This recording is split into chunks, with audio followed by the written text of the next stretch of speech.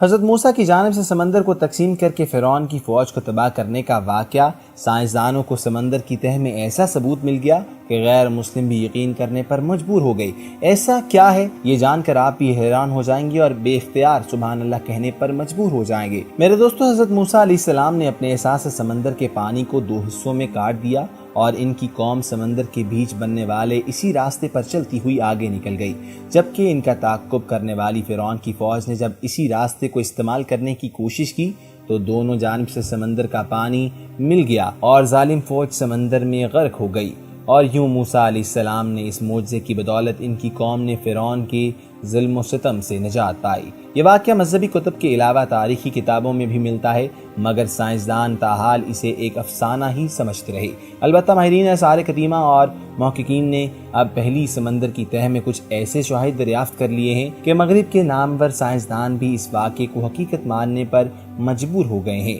خواتین و حضرات، رپورٹ کے مطابق سویڈن کے سائنسدان ڈاکٹر لیونارڈ مولر تحقیق کاروں کی ایک ٹیم کو لے کر بحیرہ احمر کے سفر پر روانہ ہوئے تھے۔ ڈاکٹر مولر کی ٹیم نے مصر کے ساحل پر ایک مخصوص مقام سے سمندر کی تہہ میں قدیم آثار کی تلاش کا سلسلہ شروع کیا۔ وہ تمام خطرناک شواہد اپنی آنکھوں سے دیکھے جو قدیم معجزے کی گواہی آج بھی دے رہے ہیں۔ رپورٹ کے مطابق اس سمندر کی تہہ میں آج بھی ٹوٹے پھوٹے رتھ بکھرے پڑے ہیں جن کے پہیے سونے کے ہیں، اور ان کے آس پاس ہزاروں سال پرانی تلواریں اور دیگر قدیم ہتھیار بھی بکھرے پڑے ہیں۔ جہاں قدیم دور کے رتھ اور ہتھیار ملے ہیں، وہاں انسانوں اور گھوڑوں کی ہڈیاں بھی بڑی تعداد میں اکٹھی ملی ہیں۔ ڈاکٹر مولر کا کہنا یہ بھی ہے کہ ان اشیاء کا اس کے سوا کیا مطلب ہو سکتا ہے کہ یہ فرعون کی فوج کے رتھ ہیں اور ہڈیاں فرعون کی فوجیوں اور ان کے گھوڑوں کی ہیں۔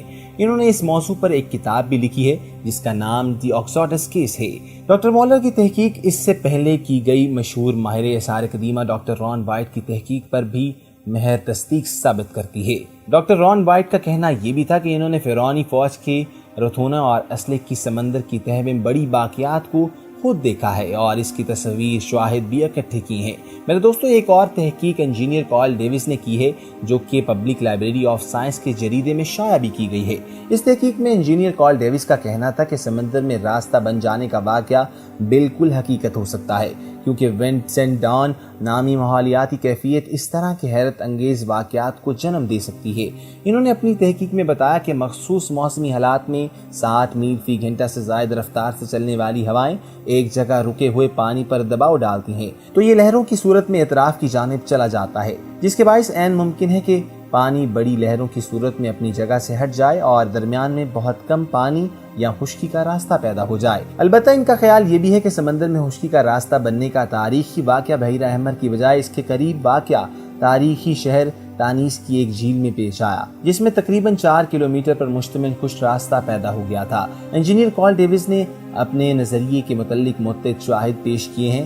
ان حیرت انگیز شواہد کا جائزہ دنیا میں درجنوں سائنسدان لے رہے ہیں، جن کا کہنا یہ تھا کہ بات عین ممکن دکھائی دیتی ہے کہ سمندر میں خشک راستہ بن جانے کا واقعہ جو کہ مذہبی کتب میں بیان ہوا ہے حقیقت میں پیش آیا تھا۔ خواتین و حضرات، اس کے علاوہ بھی آپ کے ساتھ اور بھی موضوع شیئر کریں گے، لیکن اس کی تفصیلات میں جانے سے قبل آپ سے ایک التماس کرنا چاہتے ہیں کہ اگر ابھی تک آپ نے ہمارا چینل سبسکرائب نہیں کیا تو اس کو سبسکرائب کر لیجئے، ساتھ ہی بیل آئیکن کو کلک کیجئے تاکہ آنے والی جو وقتاً فوقتاً ویڈیوز ہیں جو آپ کے لیے ہم انفارمیٹیو چیزیں لے کے آتے ہیں، ویڈیوز لے کے آتے ہیں، وہ آپ تک بلا تعطل لے کے آتے رہیں اور آپ ان سے مستفید ہوتے رہیں۔ حضرت موسیٰ علیہ السلام حضرت یعقوب کی اولاد میں سے ہیں۔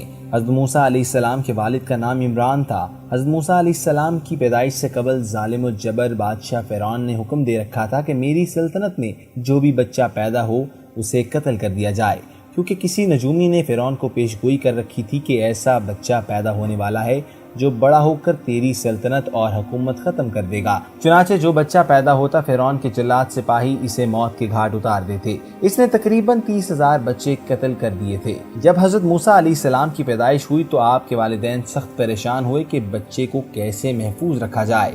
3 مہینے تک بچے کی پیدائش سے متعلق کسی کو بھی خبر نہ ہونے دی۔ آپ کی والدہ ماجدہ بہت پریشان ہوتی اور روتی رہتی۔ آخر اللہ تعالیٰ نے آپ کی والدہ کے دل میں ایک عجیب ترتیب ڈالی کہ تم ایک صندوق تیار کرو جو مضبوط اور پانی سے محفوظ ہو۔ اس میں معصوم بچے حضرت موسیٰ علیہ السلام کو رکھ کر دریا میں چھوڑ دو۔ بے فکر رہو، دیکھو میں کیا کرنے والا ہوں۔ عنقریب حضرت موسیٰ علیہ السلام کو آپ کی طرف لوٹا دوں گا۔ چنانچہ والدہ نے حضرت موسیٰ علیہ السلام کو صندوق میں لٹا کر دریا میں چھوڑ دیا اور اپنی بڑی صاحبزادی سے کہا کہ تم بھی دریا کے کنارے چلتی رہو اور دیکھو کہ یہ صندوق کہاں جاتا ہے۔ آپ علیہ السلام کی ہمشیرہ دریا کے کنارے چل رہی تھی کہ صندوق بہتا ہوا اس نہر میں چلا گیا جو فرعون کے باغ تک جاتی تھی۔ فرعون اس وقت اپنی اہلیہ حضرت بی بی آسیہ اور دیگر افراد کے ہمراہ باغ کی سیر کر رہا تھا۔ نہر میں صندوق دیکھ کر لوگ اسے فرعون کے پاس لے آئے۔ حضرت موسیٰ علیہ السلام کی بہن نے یہ تمام حال والدہ کو جا کر بتایا۔ والدہ غم سے نڈھال ہو کر اللہ کے حضور سجدہ ریز ہو گئی۔ ادھر جب فرعون نے صندوق کھول کر دیکھا کہ ایک نوزیدہ معصوم بچہ لیٹا ہوا ہے، اس نے حامان سے کہا کہ یہ وہی لڑکا تو نہیں جس کے بارے میں نجومیوں نے مجھے خبردار کیا تھا، اسے فوراً مار ڈالو۔ لیکن فرعون کی اہلیہ نے کہا کہ اس خوبصورت بچے کو قتل کرنے نہیں دوں گی۔ فرعون نے حضرت بی بی آسیہ کی بات مان لی اور بی بی آسیہ نے حضرت موسیٰ علیہ السلام کو اپنا بیٹا بنا لیا۔ دائیوں کو حکم کر دیا کہ اسے دودھ پلاؤ، لیکن آپ کسی کا دودھ نہ پیتے۔ حضرت موسیٰ علیہ السلام کی بہن جو بار بار انجان بن کر فرعون کے دربار میں آتی تھی، اپنی والدہ کو بلا لائی۔ والدہ نے جیسے ہی موسیٰ کو لیا تو انہوں نے اپنی والدہ کا دودھ پینا شروع کر دیا۔ اللہ تعالیٰ نے اسی طرح حضرت موسیٰ کی والدہ سے کیا وعدہ پورا کر دیا۔ جب آپ 3 برس کے ہوئے تو ایک دن حضرت آسیہ نے آپ کو فرعون کی گود میں بٹھایا تو حضرت موسیٰ نے اس کی داڑھی پکڑ لی اور اس قدر زور سے کھینچی کہ چند بال بھی ہاتھوں میں آ گئے۔ فرعون غصے سے لال پیلا ہو گیا اور کہنے لگا، یہی ہے وہ جو میری سلطنت کو برباد کرے گا۔ چنانچہ فرعون نے آپ کو پھر قتل کرنا چاہا، مگر حضرت آسیہ نے ایک بار پھر حضرت موسیٰ کو بچا لیا۔ اس کے بعد فرعون نے کبھی حضرت موسیٰ کی طرف توجہ نہ دی۔ وقت گزرتا رہا یہاں تک کہ آپ 23 برس کے ہو گئے۔ ایک دن حضرت موسیٰ دریائے نیل کے کنارے نماز پڑھ رہے تھے کہ اچانک فرعون کا نوکر وہاں سے گزرا اور کہنے لگا کہ یہ عبادت کس کے لیے کر رہے ہو؟ آپ رضی اللہ عنہ نے فرمایا، اپنے رب کے لیے۔ اس نے کہا، یہ عبادت اپنے باپ فرعون کے لیے کیوں نہیں کرتے؟ کیا فرعون کے علاوہ بھی کوئی رب ہے؟ اس نے یہ خبر فرعون تک پہنچا دی۔ بس اسی وقت سے فرعون کھلی دشمنی پر اتر آیا۔ حضرت موسیٰ علیہ السلام مصر کی سرزمین کو خیر آباد کہہ کر مدین چلے گئے۔ جب آپ کی عمر 40 سال سے زیادہ ہوئی اور نبوت بھی مل گئی تو فرعون کے دربار میں دعوت توحید دینے تشریف لائے۔ حضرت موسیٰ علیہ السلام نے فرعون کے سامنے 2 باتیں رکھی، ایک یہ کہ تم خود ایمان لاؤ اور دوسری یہ کہ بنی اسرائیل کی قوم جسے تم نے غلام بنا رکھا ہے اسے آزادی دے دو۔ بنی اسرائیل شام کے باشندے تھے اور وہاں جانا چاہتے تھے، لیکن فرعون نے انہیں زبردستی روک رکھا تھا اور 400 سال سے اس کی غلامی کر رہے تھے۔ اس وقت ان کی تعداد 6,30,000 تھی۔ پیغام حق سن کر فرعون سے جواب نہ بن سکا۔ اس نے بات کو مذاق میں اڑانے کی کوشش کی۔ حضرت موسیٰ علیہ السلام نے جرت مندی سے کہا، اے فرعون، تیرے پاس اگر کوئی دلیل ہے تو ظاہر کر۔ اس لیے الٹا مطالبہ کر دیا، اگر تم اس دعوے میں سچے ہو تو اپنے معجزات ظاہر کرو۔ حضرت موسیٰ علیہ السلام نے اپنی لاٹھی زمین پر ماری۔ لاٹھی زمین پر گرتے ہی نہایت ڈرونی شکل والا بڑا سانپ منہ باڑے اور پھنپھناتے ہوئے ظاہر ہوا اور فرعون کی طرف بڑھا۔ فرعون تخت سے کودا اور چلا کر کہنے لگا، اے موسیٰ، اسے روکو۔ حضرت موسیٰ علیہ السلام نے اسے پکڑا تو وہ پھر لاٹھی بن گئی۔ حضرت موسیٰ علیہ السلام نے اپنا ہاتھ گریبان میں ڈال کر نکالا تو وہ چاند کی طرح چمک رہا تھا۔ فرعون اور اس کی درباری لاجواب ہو گئے، لیکن ضد کی بنا پر ماننے سے انکار کر دیا۔ کھلے معجزات دیکھ کر درباریوں نے فرعون سے کہا، موسیٰ بڑا جادوگر ہے، اس کا ارادہ ہے کہ تمہیں تمہاری سرزمین سے نکال دے۔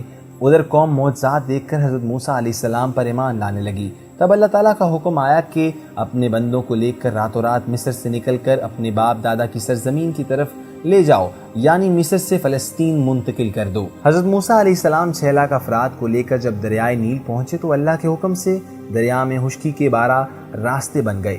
فرعون کو صبح خبر ہوئی تو وہ حضرت موسیٰ علیہ السلام اور ان کے ساتھیوں کو قتل کرنے کے لیے فوج کے ساتھ دریا کے انہی راستے پر چلنے لگا جہاں سے وہ داخل ہوئے تھے۔ اسی وقت اللہ تعالیٰ کے حکم سے دریا نے انہیں چاروں طرف سے آ لیا۔ عذاب آ گیا تو فرعون پر سکرات کا غلبہ ہونے لگا اور وہ کہنے لگا، میں ایمان لاتا ہوں، واقعی موسیٰ علیہ السلام کے رب کے سوا کوئی دوسرا خدا نہیں ہے۔ لہروں نے اس کی لاش کنارے پر پھینک دی۔